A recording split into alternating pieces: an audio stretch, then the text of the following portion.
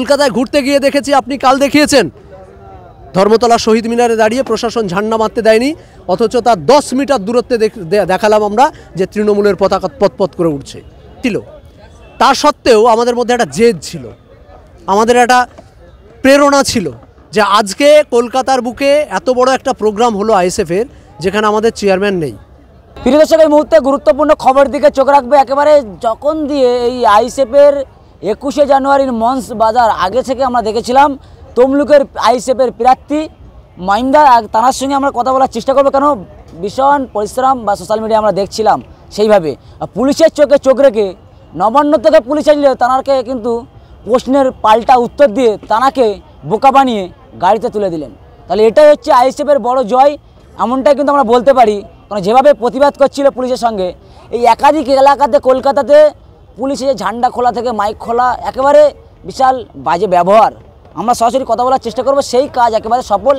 আইএসএফের ৫ম প্রতিষ্ঠাতা দিবস আইএসএফের সেই শহীদ মিনার মঞ্চে হয়েছে, এবং কেমন লাগলো নওশাদ সিদ্দিকী ছাড়া কি বলবেন সাধারণ মানুষের জন্য?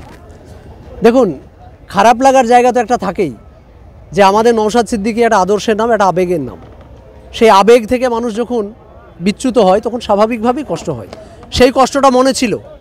তা সত্ত্বেও আমাদের মধ্যে একটা জেদ ছিল, আমাদের একটা প্রেরণা ছিল যে আজকে কলকাতার বুকে এত বড় একটা প্রোগ্রাম হলো আইএসএফের, যেখানে আমাদের চেয়ারম্যান নেই। কেন নেই আশা করি সবাই জেনে গেছেন এতক্ষণ, যে হাইকোর্ট নির্দেশ দিয়েছিল যে 2023 সালে যে অ্যাকিউজড পারসন যারা ছিল তাদেরকে এই সভায় উপস্থিত হওয়া যাবে না। তা সত্ত্বেও সেই সমস্ত বিশ্বজিৎ মাইতি থেকে শুরু করে আরও যারা অনুপস্থিত ছিলেন, বিশেষত আমাদের পীরজাদা নওশাদ সিদ্দিকী মহাশয়, তাকে ছাড়াও আজকে কলকাতায় যে লক্ষ লক্ষ মানুষের সমাগম, মানুষ এসেছেন। আমরা কিন্তু মুষ্টিমে 3000 চেয়ার রেখেছিলাম এখানে, মানুষ এসেছেন এবং শান্তিপূর্ণভাবে সেই সভা আমরা সফল করেছি। আমরা একটা কথা বলতে চাই, নওশাদ সিদ্দিকী একটা 31 বছরের ফুটফুটে ছেলে শুধু নয়, বর্তমান পশ্চিমবঙ্গে নওশাদ সিদ্দিকী একটা আদর্শের নাম, যে আদর্শ লক্ষ লক্ষ যুব সমাজ এই বুকে নিয়ে, এই ব্রেনে নিয়ে ঘুরছে বাংলার মাটিতে। তাই শুধুমাত্র একজন নওশাদ সিদ্দিকীকে আপনি যদি মনে করেন ফুরফুরা শরীফের গণ্ডির মধ্যে আটকে রেখে দেব, নওশাদ সিদ্দিকী যে লক্ষ লক্ষ লক্ষ আদর্শের জন্ম দিয়েছেন, সেই আদর্শের জন্ম কিন্তু আপনি উৎখাত করতে পারবেন না। তাই মাননীয়া প্রতি মুহূর্তে এই প্রোগ্রাম পরিচালনার একদম প্রথম লগ্ন থেকে ডেকোরেটর পর্যন্ত এখানে আসতে দেয়নি, সেই ডেকোরেটরকে পর্যন্ত নিয়ে আসা হয়েছে। ঝান্ডা বাঁধতে গিয়ে দেখেছি, ব্যানার বাঁধতে গিয়ে দেখেছি, রাতে কলকাতায় ঘুরতে গিয়ে দেখেছি, আপনি কাল দেখিয়েছেন ধর্মতলা শহীদ মিনারে দাঁড়িয়ে প্রশাসন ঝান্ডা মারতে দেয়নি, অথচ তার 10 মিটার দূরত্বে দেখালাম আমরা যে তৃণমূলের পতাকা পতপত করে উঠছে। এর দ্বারা কি বোঝালাম? যে প্রশাসন একটা নির্দিষ্ট রাজনৈতিক দলের দাসে পরিণত হচ্ছে। আমি সবাইকে বলছি না, কিন্তু একটা নির্দিষ্ট সংখ্যক দাসে পরিণত হয়েছে। সেই জায়গা থেকে চ্যালেঞ্জ নিয়ে আমাদের এই প্রোগ্রাম ছিল আজকে।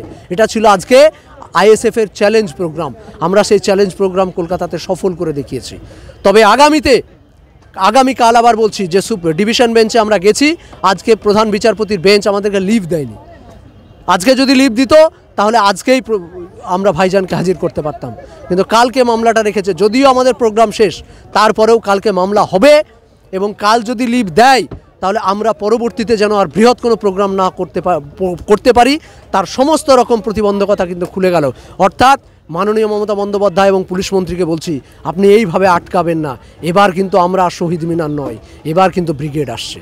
2026-এর আগে কিন্তু ব্রিগেড আসছে।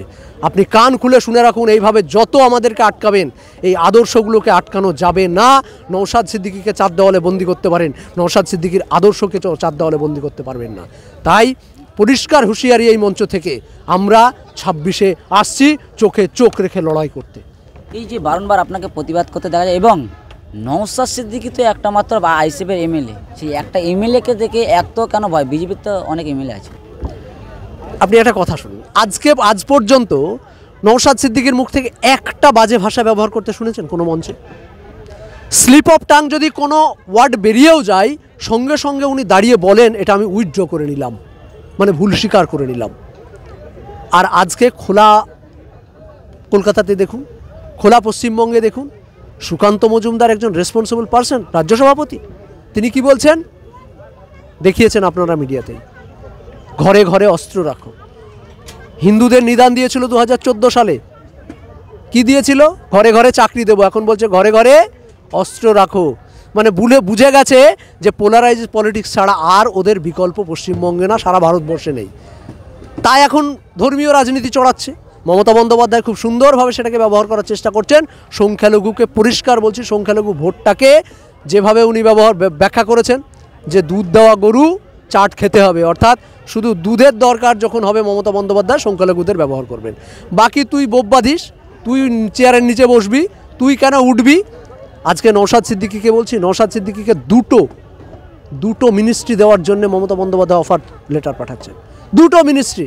নওশাদ সিদ্দিকী বলছেন দুটো মিনিস্ট্রি নিয়ে আপনার চেয়ারের পাশে ওই পায়ার কাছে আমি বসতে রাজি নই, কারণ আমি সেই পরিবারে আর সেই রক্ত নিয়ে জন্মগ্রহণ করিনি। আমি আদর্শের পরিবারে জন্মগ্রহণ করেছি, আমি আদর্শ নিয়ে জন্মগ্রহণ করেছি। সুতরাং আমি যেদিন চোখে চোখ রেখে কথা বলতে পারবো, যেই অধিকার পাবো, সেই জায়গায় প্রয়োজনে কথা বলবো। তাতে আমার চেয়ার একটা হোক না থাক তাও ঠিক আছে, বাংলার মানুষ বুঝবে। কিন্তু আজকে দাসত্ব করার জন্য, দালালি করার জন্য আপনার পিছনের চেয়ারে বসে মন্ত্রিত্বের চেয়ার আমি নিতে রাজি নই। এটা আদর্শের লড়াই, এটা নওশাদ সিদ্দিকীর আদর্শের লড়াই, এটা বাংলার যুব সমাজের আদর্শের লড়াই, এটা প্রকৃত অধিকারের লড়াই। এই সমাবেশ, আজকে অধিকার সমাবেশ আমরা সফলভাবে পালন করেছি। এই সম্পূর্ণ দায়, সম্পূর্ণ ক্রেডিট, সম্পূর্ণ শেষ যার উপর যায় সেটা হলো নওশাদ সিদ্দিকী। কারণ আপনারা গত রাতেও দেখিয়েছেন, রাত 12টা পর্যন্ত কোর্টের অর্ডার ছিল এখানে, রাত 12টা পর্যন্ত তিনি রাত জেগে জেগে এই সমস্ত কিছু অ্যারেঞ্জমেন্টের সাক্ষী থেকেছেন। আজকে ভেতরটা ছিলবিল করছিল, আমি বক্তব্য দিতে দিতে কান্না চলে আসছিল আমার মুখে, চোখ থেকে, যে আর এই মানুষটাকে কত আটকাবে বাংলা, কতবার আটকাবে এই প্রশাসন দিয়ে পশ্চিমবঙ্গের রাজনৈতিক দল। শওকত মোল্লাদেরকে তো কোথায় আটকায় না, আরাবুলদেরকে তো কোথাও বাধাপ্রাপ্ত হতে হচ্ছে। রানী রাসমণি রোডে সিদ্দিকুল্লাহ চৌধুরী কিছুদিন আগে সভা করে গেলে কোনো সমস্যা হলো না, কিছুদিন আগে মাতির সাহেবরা সভা করে গেলে রানী রাসমণিতে কোনো সমস্যার সমাধান নেই, কোনো সমস্যা নেই। আজকে আনাচে কানাচে অন্যান্য সংখ্যালঘু সংগঠনগুলো সভা করছে, তাদের তো কোনো সমস্যা নেই। আজকে সিউসিআর প্রোগ্রাম ছিল, সমস্যা নেই। ব্রিগেড করলো সিপিএম, সমস্যা নেই। নবান্নের ডাক দিল বিজেপি, সমস্যা নেই। আমাদের সমস্যা, আমাদের পারমিশন নিতে ছুটতে হচ্ছে কোর্ট কাছারি, কোথায় পুলিশ প্রশাসন ইত্যাদি ইত্যাদি। কেন? কারণ বিরোধিতা কাকে বলে এবং অধিকারের রাজনীতি কিভাবে করতে হয় সেই আদর্শ, সেই পথ, সেই মত প্রতিদিন নওশাদ সিদ্দিকী দিচ্ছেন, রাজপথ থেকে, শহীদ মিনার থেকে বিধানসভা ভবন। তাই আজকে এত গাত্র জ্বালা নওশাদ সিদ্দিকীকে নিয়ে।